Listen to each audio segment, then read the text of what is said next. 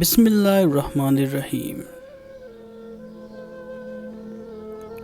کسی کے گھر جاؤ تو اپنی آنکھوں پر قابو رکھو، اور جب اس گھر سے نکلو تو اپنی زبان قابو میں رکھو، تاکہ وہاں کی عزت اور راز دونوں محفوظ رہیں۔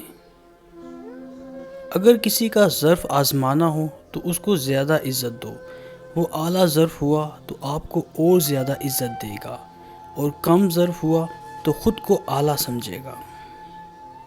نصیب ہار جاتا ہے لیکن دعائیں ہمیشہ جیتتی ہیں۔ بس یقین کے ساتھ اللہ سے مانگتے رہو، وہ رب تمہیں مایوس نہیں ہونے دے گا۔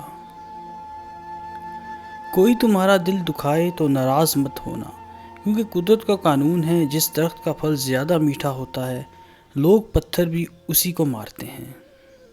لوگوں کو اسی طرح معاف کرو جیسے تم اللہ سے امید رکھتے ہو کہ وہ تمہیں معاف کرے گا۔